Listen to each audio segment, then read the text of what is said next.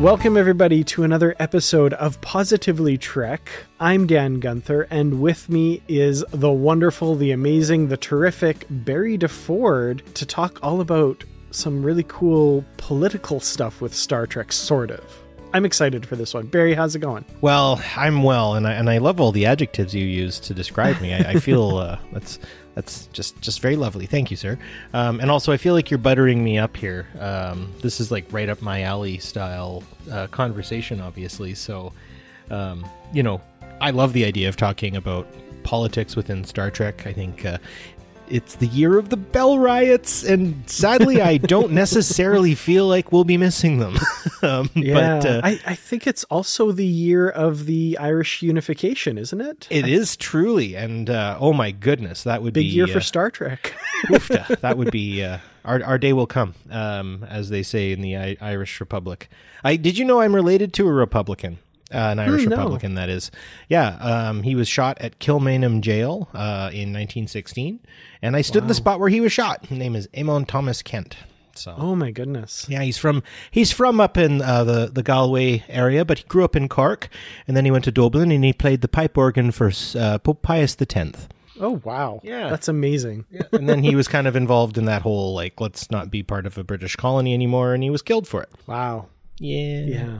Pretty cool stuff. Pretty cool stuff. Cool in quote marks there. Yeah, cool in quote marks. Actually, I just had my my ancestry. My mom gave me the ancestry thing, and so it's from Ireland, actually. And the lady was saying, she's like, oh, you're 47% Irish. And I'm like, what does that mean?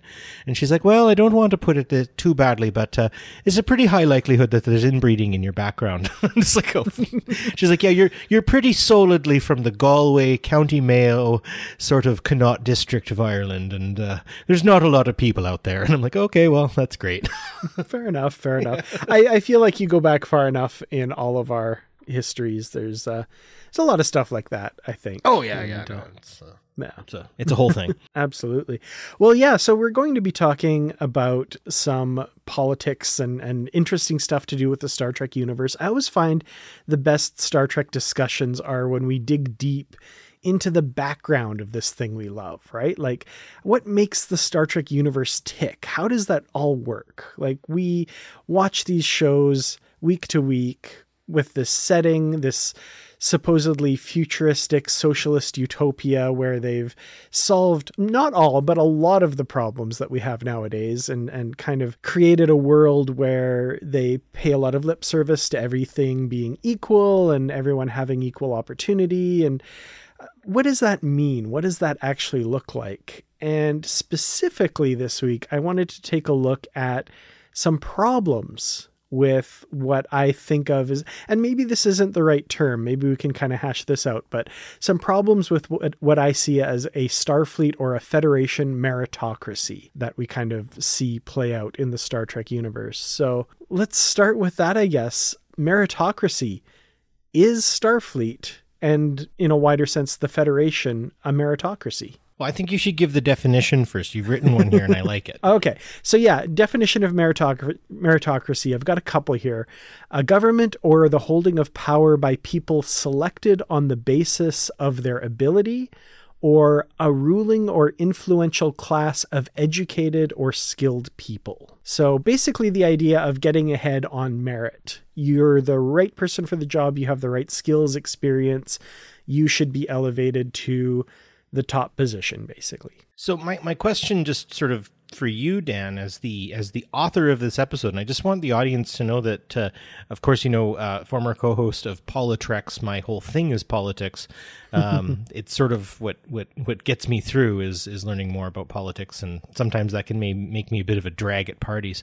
But what gets you? Because obviously, if you have this question, I would say that it sort of behooves an answer of maybe to some degree you think that Star Trek has inside of it, or the universe basically makes Starfleet for sure, and potentially the Federation, a meritocracy. How deep in your heart do you feel this is the case, Dan? Well, it's just something that I kind of started to think about with the recent kind of reintroduction of Nick Locarno in Lower Decks. And we saw kind of how his career, or his life afterwards played out and that sort of thing, which made me go back and watch The First Duty, the episode of TNG that introduced the character. And now he's a member of what they call Nova Squadron. And he says they're the best of the best. They're the elite group. They have the best pilots. They get special treatment because they've shown aptitude for this sort of thing. On its face, I'm like, okay, that's interesting. I think there's nothing inherently wrong with that. But is what happens to them a result of their being elevated that way? Like, on paper, meritocracy sounds wonderful and terrific, but does it lead to situations like what happened with Nova Squadron, where they, for example, believed that they could do anything? That's what Nick Locarno said, we're Nova Squadron, we can do anything. There's another group later that says something very similar, and they believe that they can do this band maneuver and it's going to wow everybody, and them practicing for it results in the death of a fellow cadet, and them not wanting to lose that privileged place they have, lying to cover up what happened in order to get away with it. So would you say that in our current society, would they have done anything differently? That's an interesting question. I feel like probably not, because as Star Trek is a vehicle for showing our day-to-day life in the future kind of thing,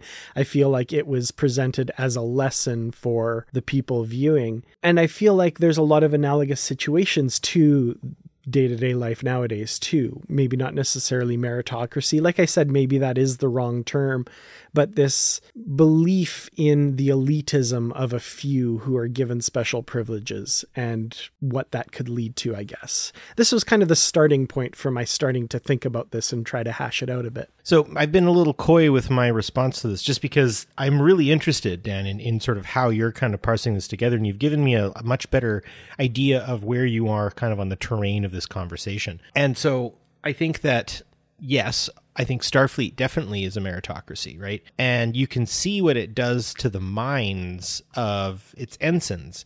Caricaturized, I would say, mostly through Lower Decks, but also weaponized through the activities of Locarno and Nova Squadron, 100%. I would say that meritocracy breeds entitlement. And it can breed a form of very scary ableism in a lot of cases too, I think, where, you start creating this kind of ideal person. And, you'd mentioned earlier that Star Trek kind of gives us a socialist styled future. I would push back and say that it actually isn't socialist in the sense that it has actually gone past the point of scarcity.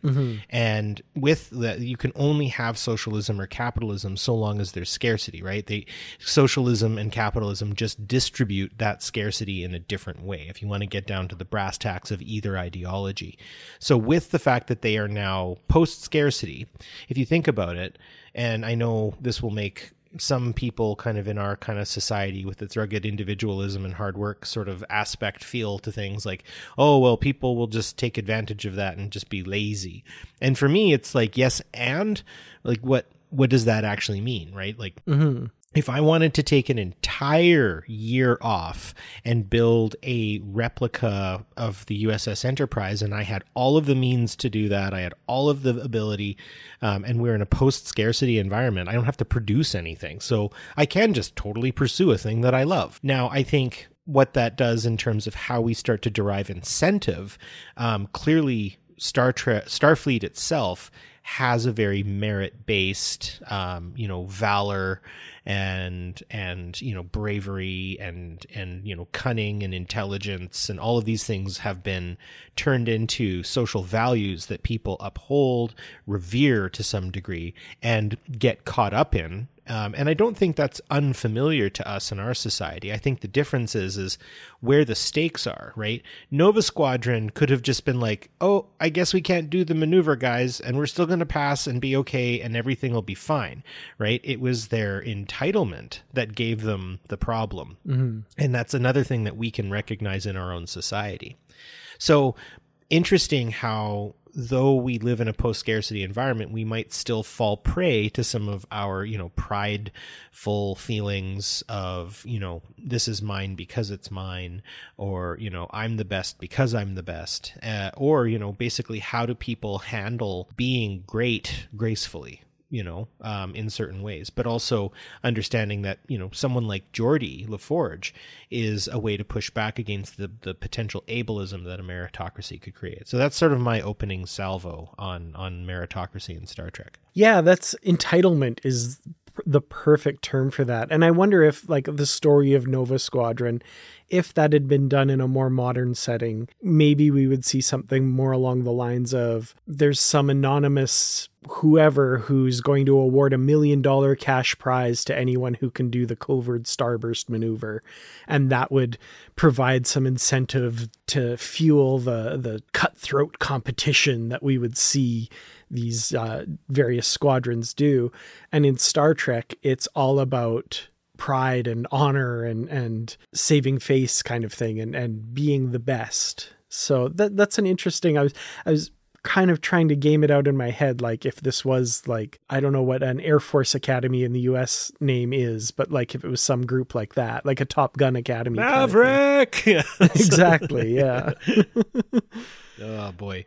Yeah, I think that obviously it's the militarism of it that can kind of pull stuff into that. I mean, we can go back to Patroclus, Achilles' nephew or cousin or something like that, who dresses like Achilles and gets himself killed because he feels entitled to the same honors as his relative, without the whole, my mom was a goddess or a demigod who dipped me in the river Styx and all that jazz, right? This kind of hubris, I think, can really shine in Nova Squadron, but I want to just juxtapose that a little bit to Red Squad in Deep Space Nine, and the sort of like if Lord of the Flies was Star Trek, right? The kids wouldn't eat each other alive. No, they would turn into a hyper-focused, extremely fanatic group of kids ready to die, like ready to serve to the end and be so serious and stuff like that. I mean, I think about conflicts happening right now, and a lot of the atrocities that are taking place in Palestine are being done by 20-year-old Israeli soldiers. They're kids, right? Like they're very young, and they have this invincibility sense to them, and it's dangerous to see. And we've seen this in the past before, right? American soldiers at a young age getting conscripted and going to Vietnam. That's going to change your behavior, and obviously I don't want to go too much into Godwin's law, but when especially people with the monopoly of violence, say like Starfleet, feel entitled to that monopoly of violence, there's all your Badmirals, right? Oh yeah, and we'll get there for sure. I'm so excited to talk about Badmirals, but let's keep it between Nova Squadron and Red Squad. Do you think that Red Squad would try a bravado laden maneuver like Nova Squadron? Maybe I'm burying the lead with the question, because I certainly don't think so. Red Squad's an interesting case because I have this thought about them, which I hadn't really thought of before from this angle, but in the Deep Space Nine two-parter Homefront and Paradise Lost, Red Squad is used by the admiral who's attempting to organize a military coup. He uses them to knock out the Earth's power grid. And it strikes me as interesting that they would use that squadron to do that. And I was starting to think, why would they do that? This is a group who has been told you are the best of the best. You get special training. You deserve all of these entitlements that we are giving you. And a group like that would be more willing, I think, to absolutely blindly follow the orders of someone who has given them these things. Absolutely. Whereas maybe the standard corps of cadets, any random group of them would start questioning, why are we doing this? What's this about? But when Sisko is interrogating or questioning one of the members of Red Squad about his actions, he is so proud of what they did. And you should have seen all of those power grids blinking out one by one. It was such a sight to behold. I'm watching The Boys right now. I haven't watched this show before, but it's about a group of superhero characters, and very quickly early on, I don't think this is a spoiler, you discover how much they see themselves as so much better than just the regular humans around them. And that is exactly what I saw in the face of that cadet when Sisko was asking him about what he had done. Yeah. Thinking Sisko, of course, was on his side for all of it too. But, and we won't even, like, we'll get to Valiant as well, which is very disturbing, but this was disturbing enough. He may have been a hero. He may have even been a great man, but in the end, he was a bad captain. Absolutely. But again, it's the fanaticism. And I think this is maybe where, the descent into fascism can still happen in a post-scarcity environment if we allow ourselves to kind of move in a direction where we create archetypes and ideals based around entitlement. If I can build a house, sure, I should be able to own it. That's not necessarily outside of it. I'm going to have to procure all of the things to do it. But if I have an area where I can build a house and I build it, then by all rights, it should be mine. And I mean, obviously, I'm not going to delve too deep into the concepts of John Locke, a thinker who basically codified the concept of liberal democracy, private property, and ultimately capitalism, right? Where he basically says, like, if you plant a tree and you raise the tree and you grow the tree and you take care of it and water it, its apples are yours to sell, right? You do the work, you get the thing. Obviously, that jumps the shark over a lot of things in terms of if you own a factory, a lot of people are doing a lot of work for you and you're not doing that work. So, in a socialistic sense, they would say that, well, what needs to happen is the wealth garnered by that factory needs to be distributed by everyone who works in it, managers and workers alike. And yes, there might be a discrepancy or a slight difference, but that difference shouldn't be a chasm from which neither side can see each other, even in terms of wages.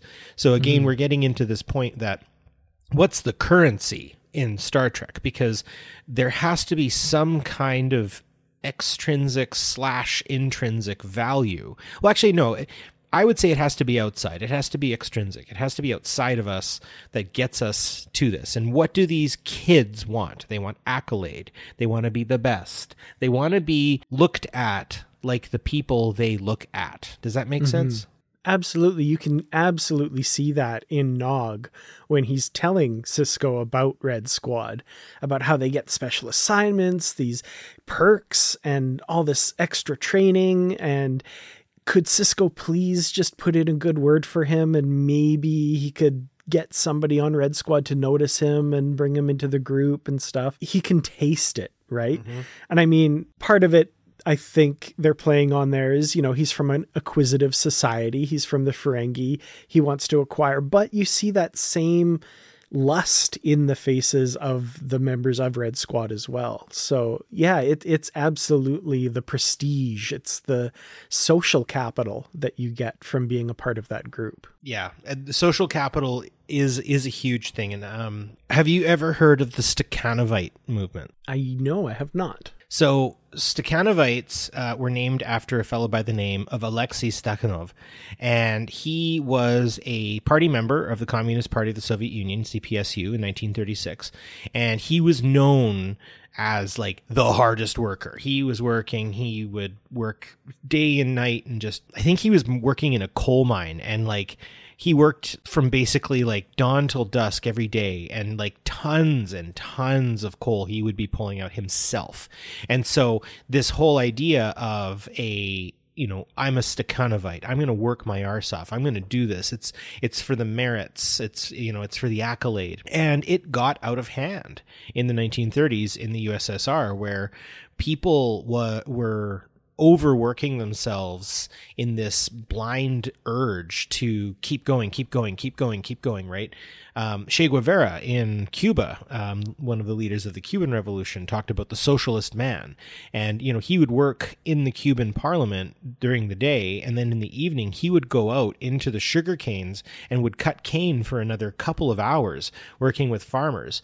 And entertainingly, a lot of people in Cuba actually resented him for doing that, because they're like, dude, I want to take a break, right? And so I think to some degree, the Stakhanovite movement echoed through a lot more socialist movements before that. And maybe we can see maybe just a tiny bit of a connection there of a mass cultural movement of merit that gets right out of hand. And can actually end up harming people because they do too much. I don't want to get too much into like good can be bad, but I've even heard stories in the past about West Coast indigenous people who would do potlatches and would gift other people to the point of like personal bankruptcy back in the day, right? They would like wind up with nothing because they kind of overdid it or something. Now, I really need to take a step back because that's really all I know about that. So anyone out there who knows more than me, I am very happy for criticism and correction on that one. But I think you can weaponize a good thing, if that makes sense, to the point where it can actually cause existential harm, like all of the kids who, if you haven't seen Valiant, this is an old spoiler, but all but one survive, right, outside of Jake and Nog. So... That's right? They all go, like, except the one kid. They all go. Yeah, oh absolutely. My gosh, yeah. And that's... Ugh. Yeah. And that episode is chilling in a lot of ways. And the scene I'm thinking of in particular is where they're all assembled in the mess hall. And Captain Waters, who's also just a cadet, it needs to be pointed out, but he was field promoted to captain. All of the officers, like the adults, are no longer there. It's just these kids aboard the ship. There's this plan to take on this Jem'Hadar battle cruiser. They outline it. It sounds somewhat reasonable. Nog's kind of, yeah, that makes sense. And Jake is the one. Jake Sisko steps up and says, "This looks crazy to me. My dad, you know him. He is one of the most decorated captains in Starfleet right now. He's leading the war effort against the Dominion. He would think this plan is crazy. He would not do this. This is dangerous." And he's making a lot of good points and being entirely reasonable. And the entire counterpoint to that is Captain Waters stands up and yells, "We're Red Squad and we can do anything." And the entire room starts chanting, "Red Squad, Red Squad, Red." And then they go die, basically. Like, it is, they could have written a stirring speech that Waters gives that rallies his troops. They didn't have to, because they are already bought into this. They've drunk the Kool-Aid, to use a dark metaphor there. And they end up exactly the same as everybody who drank that Kool-Aid. Well, here's a question for you. Young Picard, would he have been on Red Squad or Nova Squad? Which one would he have fallen into? Is he a Red Squatter or a Nova Squatter, do you think, in terms of his I'm an entitled little cadet? Because he was, holy crap, he needed that Nausicaan to murder him. Based on what we know of him as a cadet, and people always get this wrong. They always think Kirk was the wild one and Picard was the studious, book smart one. No, it was very much the other way around. Picard, I feel like, would have been on Nova Squadron. Yeah. He would have been like the elite, the best of the best, wanting to take those daring initiatives and that sort of thing. I mean, that was kind of the hallmark of his young career, right? He stood toe to toe with this Nausicaan, like he said, and ended up with a knife through the back because of it. And that's kind of what Nova Squadron was about, really. Yeah, and it's pushing that entitlement to the point there you realize, wait a second, I'm mortal. Kirk had, bringing Kirk up, because I think he also kind of fits in this sort of, this realm of toying with the entitlement and the fascistic qualities of a meritocracy. Kirk, I think, actually, and despite, performances of actors and stuff, I think as a fleshed out character and seen in so many different iterations now, and I think it's really important to see that. I think Kirk is actually not reckless and not a flyboy. He just trusts his crew that much, that he knows their limits and he knows how far he can stretch them. And typically that's how it goes. There are some points where Kirk gambles wrong, obviously. But I would say most of the time, when he's squaring off with what seems to be an impossible enemy, much like Batman, his utility belt is his entire crew, and he will somehow pull the right thing. It's either Scotty fixes the engines properly, Spock figures something out, Uhura hears something, like, who knows, right? Like, whatever it is, he just knows that his crew is that good, and he can just be that confident, I think, and that bravado and swagger fits really, really well. Whereas I think Picard does a really good job of Cisco does this part better of it's lonely at the top, but Picard kind of started that out. And I think he does a lot of what needs to happen in a meritocracy. He's very understated. He's very nonchalant. He has a fish in his office. Like, who cares, man? Seriously. Like, he could have something way cooler than a fish. So it gives you this idea that, like, he's sort of like the cool saucer that cools the tea before it lands. You know, he kind of cools that meritocracy idea and recenters it in a sense of duty and accountability in a lot of ways. In a lot of ways, he's a guard against that tendency. Like, he is constantly on alert for that. Like the episode The Drumhead, right? Nora Sati becoming too big for her britches and wanting to execute this witch hunt in Picard's crew, and Picard finally saying enough's enough and this can't go on, and thankfully convincing the other admiral in the room to put a stop to it. But that speech he gives Worf at the end, right? Yeah. The villains aren't the mustache twirling obvious ones. It's the insidious things that you have to be on a constant lookout for. 100%. And that's sort of the glory of how a meritocracy can be kept in check, I suppose, is you need sort of a ability to be accountable. And it is that idea that you might be the best here, but you're not the best everywhere. So you need to know where your limits are. You need to know where to stop, where to give power, right? I think that's another big piece about any kind of society is how is the power distributed? How are people making choices? What choices are being made, right? There was an old quote by Noam Chomsky that basically asked, is the state the moral agent or are the people the moral agents, right? Like what's the moral agent in our society? Does it come from above with our Charter of Rights and Freedoms or Constitution or what have you? Or does it come from the movements within people, the different groups of people who advocate for different things? You know, it is a bit of a chicken or the egg question that we can't necessarily answer completely, but I think Picard very much, because the greatest sinners make the greatest saints, he's a very good antidote to that kind of meretricious, like, right? Imagine if Will Riker didn't have Picard, right?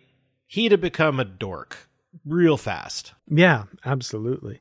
I also wanted to kind of jump back to, you were talking earlier about the dark side of working too hard or wanting to make that kind of the center of everything.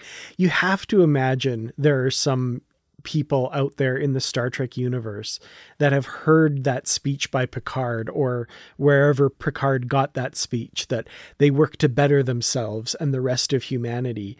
And sitting at home right now, making a podcast with you, like, it's fun. And I think we're talking about some important stuff, but am I working to better myself and the rest of humanity right now?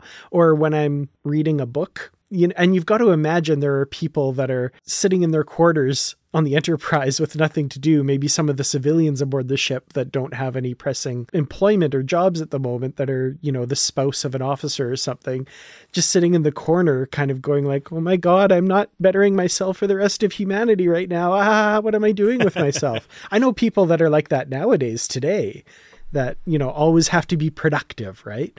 Oh, I need to be productive. We need to make money. Yeah. Ugh.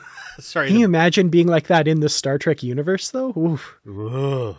Go to the holodeck and burn it out. Yeah, like it's not even money or anything like that. It's these high-minded ideals that you have to live up to. Oh, God.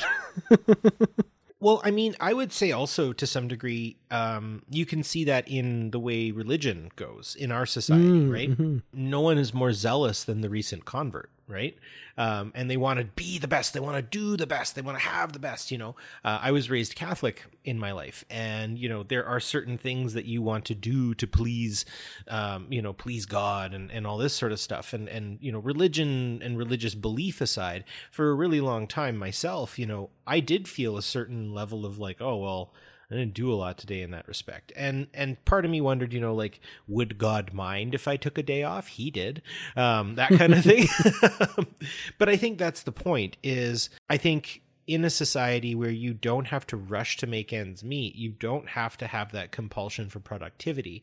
And where, when Picard says to Lily in First Contact, money no longer is no longer what drives us. What drives us is to make society and humanity better. What would that look like, right? What would wanting to better humanity and society look like? I would actually say, Dan, to some degree, a happy and chipper Dan is one who has had a podcast and is working on a podcast and doing a few things for himself. There's actually, even for the dyed-in-the-wool socialist, self-interest isn't necessarily the problem. It's when you let that self-interest consume everything, right? This is why we see grocery prices going up, and rich people, like what, the 12 most richest men, or it was the 6 most richest men in the world have like doubled all of their value, or whatever they call that, since the great wealth transfer of 2020, when COVID hit and we had all those things happen. So I mean, they're working in their self-interest to the point that they're actually harming other people. And I think maybe that's where things would get policed. But I do wonder what necessarily in a meritocracy, with everything at your fingertips, what a person would do. And I can't help but take us to You Only Move Twice in season 8 of The Simpsons, Hank Scorpio, where Homer gets a job at a supervillain's power plant, and aside from the kind of cheekiness of working for a very friendly, and like, I'd work for him, he seems nice, say Hank seems great, I'd love to play racquetball with him, Marge, Lisa, and Bart and Maggie really don't have anything to complain about. I'm sorry, Bart could use the remedial help. It's a little condescending where they put him, mm-hmm. I will say that, but I mean, perception is everything, and maybe we're just seeing Bart's perception of what's going on in there. Lisa just needs to go buy some allergy medication. She'll be fine. I do it all the time. I'm having an allergic reaction right now as we speak, and I'm suffering through, folks. You can hear my nose though. And then Marge, I don't know, she drank a glass of wine a day and needs to pick up a hobby. Like, Marge is damn smart. She could probably get a degree if she wanted, right? Learn from home, take Maggie to the lecture hall. I'm sure Hank Scorpio has a university. Yeah. So it is that kind of thing. If you didn't have to make ends meet and you did have control over what you did, what would you do? I would probably be doing what I'm doing right now. Yeah, me too. I would be doing this a whole heck of a lot more. I would be maybe even writing my own Star Trek fan fiction. I have a whole novel in my head. Sorry, we're going way off topic here, folks, but I got a whole novel in my head, and if I had the time, I'd write it. But as the late Christopher Hitchens said, a lot of people have novels in their heads, and thankfully that's where it stays for most people. Anyways, wow. Moving back around to what I'm basically saying here is, in a meritocracy, I would hope that the mechanisms to keep people pursuing their interests and their desires would be there. And I hope it would also move into a place where goodwill and helping other people and coming up with great ideas would be a thing. I mean, humankind has been, as a group, moving and growing for a really long time, and we did that without modern capitalism for like 250,000 years. So I feel like we've got it in us. Thank you so much for downloading this episode of Positively Trek. We truly do appreciate each and every one of our listeners, and I'd like to especially thank our Patreon supporters. Thank you to our Constitution class supporters, Jim Stoffel, Joyce Marin, and Paul D. Kinnear. If you'd like to become a supporter of Positively Trek and join our crew, please go to patreon.com/positivelytrek. You can get early access to episodes, exclusive content, shoutouts, associate producer credits, ad-free episodes, and more. Again, that's patreon.com/positivelytrek. Thank you all, and live long and prosper. I was just thinking about examples in Star Trek where a meritocracy is shown to be working really well and a really good thing. And I don't usually use Voyager as an example enough in Star Trek. It's kind of my least favorite, and it kind of, it's not my favorite part of Star Trek. I still really like it. It's still Star Trek. But it occurs to me that a really good example of a meritocracy is, at the beginning, the crew of the USS Voyager, this melding of the Starfleet and Maquis crew members, where at first, Joe Carey is assumed to be in the position of chief engineer because that's, he was the senior Starfleet officer who's there after most of the engineering crew died. But Janeway sees B'Elanna Torres in action and recognizes that, no, this is the person who needs to have that position, and is given the rank of lieutenant. She quit Starfleet Academy. She never graduated the academy. She never became an officer. She's given a field promotion to a provisional lieutenant rank and given command of Voyager's engineering. And that's kind of awesome. She has the experience. She has the know-how. She needs to count on some of the officers around her to help her through the Starfleet stuff, but she's the person for the job and gets it. Now, let's maybe not talk about Harry Kim in the same breath here, but let's just maybe keep it focused on B'Elanna Torres, because that's a good example. Poor Harry, maybe not so much. That's a good point. And the flack she gets for quite some time, I think, is important to consider as well, in terms of that entitlement I was talking about, right? But he got the merit. I mean, I'll be honest, maybe I might get a little chapped too if something that I'm when I trained for this. But also, I think it's important to understand that there are going to be people who are better than you at stuff. And when they're better at you at stuff, then the number one thing you can be is useful, I think. And you might be good at a couple things that this new person might not be. So what better way to better yourself than by bettering the situation as a whole, learning more, and rising to the occasion of the person you just got replaced by. I kind of went through that in my own job, actually. I don't want to air dirty laundry or anything, but it has been the most rewarding experience to swallow any pride I had and learn and just allow myself to be in a position of learning, a position of growth, and how much it kind of takes the weight off a person's chest when they realize that no, you're not the only person for this job. There's totally other people who can replace you, but not in a bad way. It just means that there's a lot of people who are darn good at what they're doing. So get on board and bring what you have to the table. And I think maybe understanding that breaking down of the rugged individualistic sense of it's like a survivorship bias almost, right? I'm the person to do this. Everyone's Connor McDavid on the ice, right? Everyone's going to be, Einstein in the lab. Everyone's going to be president or whatever. But no, you're probably not. Where you're at right now, if you're in your 40s, is probably about as far as you're going to get. And that's not a problem. That's actually something pretty great. Admire how far you got. Admire where you're at. Understand that not being here is way more possible than being here. So yeah, enjoy the things that make you, and understand it's not purely wrapped around your career. And I think that's the big problem of Star Trek more than anything, is it seems to be a very careerist society, right? You pick a thing and you just go. And I mean, I would love to be able to do that, but I think if I lived in a post-scarcity society, I'd try baking. Maybe I'd grow olives for a couple of years.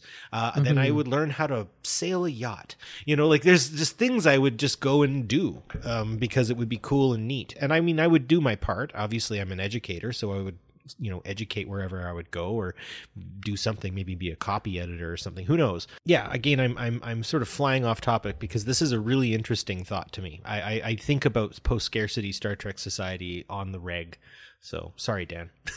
No, not at all. It's interesting to think about, and that was kind of the point of this, is to see where the conversation goes. I'm not necessarily beholden to any particular linear path here. I was also thinking about something you said there. This very career-driven Starfleet that we see is kind of interesting. And I feel like a lot of people have a hard time wrapping their heads around, if they're not getting money, what's the motivation kind of thing. And I maybe thought that when I was younger. As I'm older, I can think of many motivations. And, maybe when I was young, Picard saying we work to better ourselves and the rest of humanity might have been something I laughed at. But now I hold that really close to my heart. I think that's very noble. And I can think of the human experiment, let's work on that for a bit. Absolutely.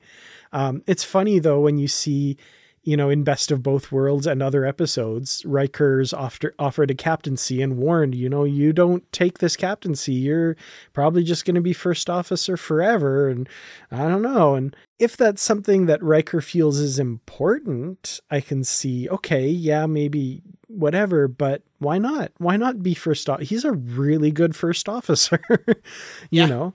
that kind of career or goal-oriented language tends to get into Star Trek a little bit. It's kind of like I want the writers to kind of dig into that a little bit more and say, well, why? Why is that important? Yeah. Maybe it is. I'm not saying it's not, but why? I want to see more of that explored. And you and I talked a little bit before we started recording. I think part of that is, the writers are just writing that episode that week. They're not worried about creating a framework for the basis of the society and how it works. Yeah. We as Star Trek fans want that. The writers are just telling a story about, an entity possessing somebody's body that week, or the Borg invading or something like that, right? But it is, I think it is something we as Star Trek fans should be thankful of, that to some degree are the writers who have written, I'm thinking Michael Piller especially, writing things that do provoke thoughts of like, wait, why are they doing this? They're not getting any money. That doesn't make sense. And then, Picard says something, important, right? You get your bonk bonk on the head speech by someone at the end of the episode, where it basically explains like, this is why we're doing this, because we believe in humanity, yada, yada, yada.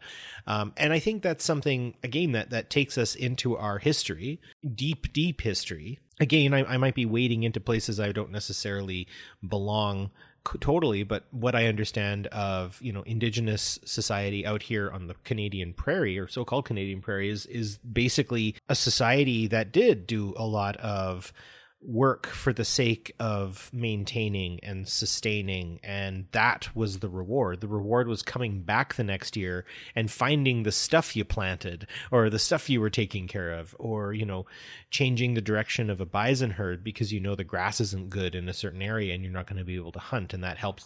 It's that kind of idea that even in the fur trade, indigenous people knew to stockpile goods one way or another, because those ships got frozen in the ice a lot and they had to keep the circle turning. It wasn't about money, it was about the system that had been created. And so I often wonder if that in itself is why we could see something like Star Trek in our hearts, in our people who write kind of write for it. But there are still going to be tendencies for people to do bad, or for people to skip the line.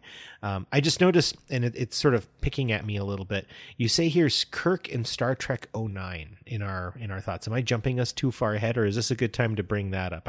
I find 2009 Trek Kirk to be the most interesting and engaging Kirk, because a lot of reasons. Chris Pine and I have the same birthday. Oh, nice. Yeah, no, I think this is a good time to talk about that. The reason I put him on the list here is because one of the things that really bugs me about that film, and I think a lot of Star Trek fans, it gets brought up a lot, is, you have Kirk who's in the Academy and then is made first officer and captain of the Enterprise in kind of basically a week's time. Like it happens so quickly. And I was wondering if maybe the Starfleet philosophy of a meritocracy could maybe go some distance in explaining that a little bit, or maybe massaging that a little bit to make it feel a little bit better, because a lot of people would say he hasn't earned that. There's all these officers that he's bypassed and all this stuff. Was he maybe just that good at the Academy that basically Starfleet isn't a hard and fast military the way we see it as, and rank isn't analogous in the same way that it is in our world and our armed forces and that sort of thing. Maybe that sort of thing is a little more common than we realized. Maybe that does happen, and Kirk is just another person that this happened to, or not that this happened to, but who earned it through his performance and his aptitude and the abilities that he demonstrated. I would say yes to all of those things. And I think, honestly, one of the reasons was folks like the JJ versus Captain Pike was clearly had him on his radar no matter what. And to some degree, he's a bit of a maverick in that sense. He's a bit of even sort of an Achilles, or he's a bit of a Casino Royale James Bond, the way he gets the crap kicked out of him constantly. I do feel that Kirk earns the promotion in the end. He does everything a captain should do to be a captain. And the number one thing is he trusts his crew. There's a point where Uhura turns to him and she's like, I sure hope you're right about this, or something. And he looks at her and he's like, Me too. And there's just that moment where, like, yeah, he was a womanizing little squirt of a dork who was going at her and rightly got put in his place. And then afterwards, you know, she's still quite doubtful of him. But even in that moment when she says it, there's a bit of trust in what she's saying. And he kind of echoes it back at her in that sense where, like, he's like, yeah, no, your criticism is merited, like in his own special way. And so I think ultimately, you know, I'm thinking of him on the Narada. I'm thinking of him outsmarting Aiel. I'm thinking about him jumping off of a platform to save Sulu. I'm thinking of him when Scotty's got a crazy idea on how to get them out of that black hole. He's just like, do it, right? It's all of those things where I just feel very much that he earned it in that sense and in a very real and tangible way. I'm someone who once got a promotion without earning it. And then I have hopefully, at least hopefully to the people who hired me, I've spent the rest of my career now proving to them that their investment in me was worth it, because they did, you know, promote me beyond what I feel I deserved in certain cases in the past, you know. And obviously labor law wasn't broken or anything like that. I just feel like I got a very important and a unique opportunity that I've hoped to try to rise to the occasion of. And I would say that you see that in the JJ versus Kirk. He's more stoic than any Kirk. I would say, when he stands on the bridge in the third episode of the Star Trek Beyond and stuff, the last one to leave, all that sort of stuff. There's something about that Kirk that I like. And I think the idea of him getting fast-tracked to a captaincy versus the other route he took, you know, plodding through Starfleet in the Prime universe, I think he feels that. So I very much feel that Kirk in 09 deserves the promotion. And I think you've opened it up that, you know, in our world, sometimes people, you know, stumble on something and wind up with a really great oil deposit on their land, or they win the lottery, or they're like a famous singer who gets found out of nowhere and now they're hosting TV shows and stuff. It happens. And not everyone can rise to that occasion. And thankfully Kirk could. That's good. I appreciate that for sure. And the J.J. Abrams films are something that I wouldn't mind re-exploring someday. It's kind of been, it's been a while. I wouldn't mind looking back at those. Enough time has passed. Such is the cycle of Star Trek, right? Right. Everybody hates it. Everybody says, why can't the new thing be like that thing was? Yeah. Oh yeah. No, it's just, yeah, all the time. No. Well, speaking of promotions, I think the Admiralty is something that I want to talk about, because there's this phenomenon in Star Trek, the Badmirals, right? How many, we can list off tons of examples of admirals who are involved in some sort of nefarious plot to do X, Y, or Z, or circumvent things, or, you know, how does Starfleet end up with so many of these corrupt, bad faith admirals at the top, as Captain Freeman says of Admiral Buenamigo in Lower Decks, right? How does this happen? There's so many of them. I personally think that's just a writer's trope, and it's something that you wouldn't necessarily see in the military, but if, I don't know, like, I don't want to get too deep into the politics of things, and people may have mixed opinions and stuff, but I'm going to use China as an example here. They execute corrupt millionaires, like not on the reg, but like I watched a documentary on a Chinese developer who built part of a city in preparation for the population in Beijing to go up. And he basically pocketed a ton of the money, and they caught him, and he was shot like within a year or something of getting caught and spending time in like different litigations in court and stuff. And this like apartment complex is still just sort of standing half built, and they don't really know what to do with it and stuff. And so is greed potential in a post-scarcity world? Absolutely. And would people try to take more than their fair share, even at the expense of others? Absolutely. I mean, it's something that could still easily happen in any society. I just think it's rewarded in ours in a lot of cases, in certain unfortunate ways. But could an admiral, I think basically any of these Badmirals are Nova Squad styled, maybe Red Squad, but Red Squads are a little more fanatic. They're going to be somewhere else in a second. There are a bunch of Nova Squatters who unfortunately managed to slip through the cracks and with their cunning and probably sociopathic behavior, managed to get into a position of power. The real rank chasers, I think these would be the people that are like trying to rank up as fast as possible, and because they got an agenda. Exactly, yeah. And I think it's interesting that a lot of them have, I would say, different agendas as well. It always struck me as interesting that Admiral Dougherty from Star Trek Insurrection, right? He's the worst. He's so bad. He's after this technology, or after these particles that will stop aging. And interestingly, right before the end, when he's found out and Picard's chastising him, right? He says, "It was for the Federation. I did it all for the Federation." I feel like this is the guy, just thinking it through right now, this is the guy that heard the "we work to better ourselves and the rest of humanity" and just like took off with it. Like he was like, it's my moral duty to do everything possible to help humanity and advance the cause, to the point where he did terrible things to people who weren't humanity in order to reach those goals. And then other people, I honestly think Buenamigo in Lower Decks puts it really well, where, Carol Freeman says to him, he's like, "You aren't one of these admirals, blah, blah, blah." And he's like, "I really am." And he justifies it by saying Starfleet is so competitive. Once you're an admiral, you hit a wall. And he just wanted to make a name for himself with this new technology.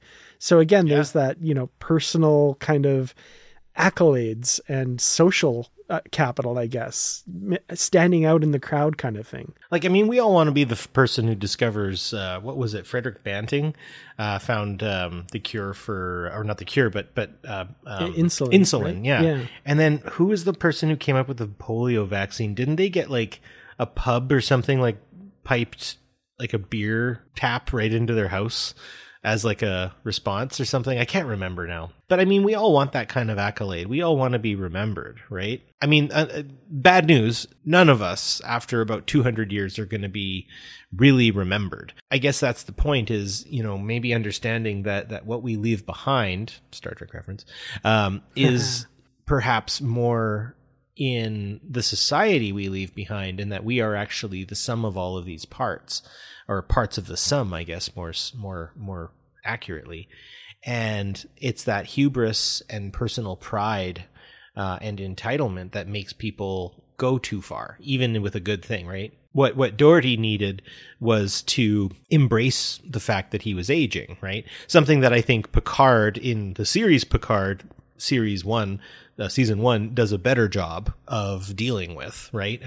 Really, what is Picard Season 1 and 2 about but death, right? Mm-hmm. And how we manage and how we make friends with death. It's going to happen. And understand that really Dougherty was driven by his own personal fear of death in a lot of ways. And yeah, he was able to do it because he felt he was doing it, because now everyone doesn't have to die, and that's something I don't want to do, and I'll kill these other people, I'll make their lives miserable in order to make that happen. Well, guess what? You have just foreclosed all ethical high ground and moral high ground, and you deserve to be chastised, at least. He got his face all screwed up and whatever, and that's really sad. Well, I have it on the list here. Do we want to touch a little bit on Section 31? All I got to say is Section 31 is Red Squad that got Secret Service status. Yeah, they accountable to no one, believe themselves to be the arbiters of right and wrong.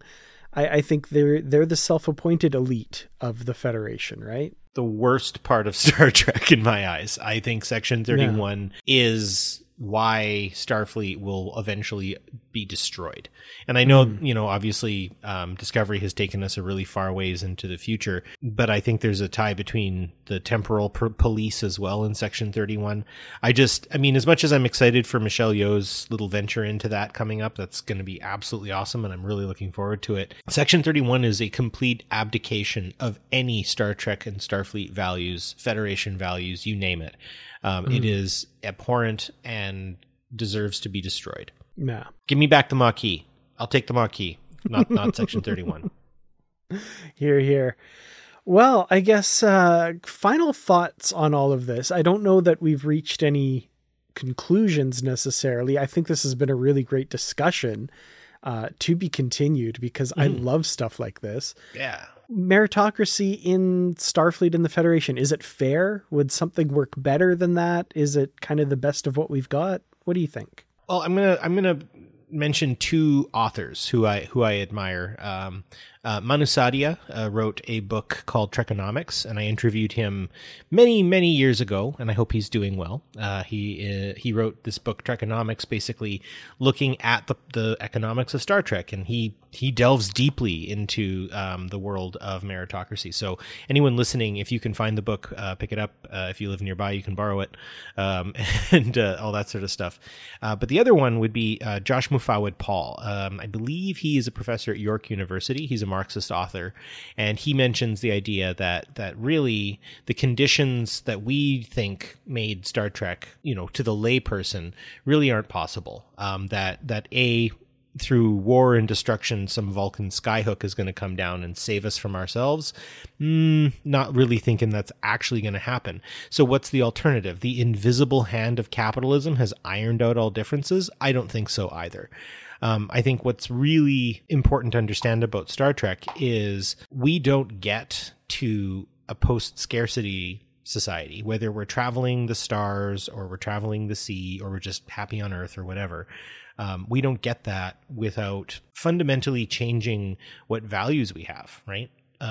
You don't have to work 9 to 5, actually. You don't have to grind and everything like that. When so much wealth has been transferred out of our hands into the hands of the very, very few, that's an indication to me that we're moving further away from the dream of Star Trek. And it would be nice to live in a place where merit truly was the point, but we always have to guard against ableism that can always harm merit. And I think the number one thing that we can do right now as Star Trek fans is swallow our pride, move with a little bit more humility, understand that we're not the end-all be-all number one of everything, and that we can ultimately work towards a better world. I don't think I'm going to space, but I do think we can live a better life if we think about the values of what keep people on a starship together, right? The camaraderie, the fellowship, the friendships, the ability to have fun together, right? What crew in Star Trek doesn't have fun together, with the exception of the motion picture? Yeah. Nobody's having fun. They have that big, huge rec room, right? They must... they just watch space stations get destroyed, right? Yeah. Anyway, maybe that's my final thought, is we are now in a place where they're saying, where Gabriel Bell and the Bell Riots and Irish unification and stuff. Well, those things, they didn't just slip on a banana peel and make those things happen. You have to get up and do something. So my big thing with Star Trek all the time is, if what you like in Star Trek is something you want to see in reality, then start acting like it. I could not agree with you more. I love warp drive and transporters and all of that. That's the dressing on what I think is a fundamental message of Star Trek, which is, on the macro level, a society that has moved past these issues, that has learned fundamentally to change how they approach each other and the world around them, to be good stewards of the galaxy/world, and to be good people to each other, and to make the rest of humanity better, to consider every choice that they make as part of the whole. And on the micro level, a group of colleagues working well together who respect each other. And I think both of those are valid readings of Star Trek and what I like most about it. So, kudos for everything you said. I agree 100%.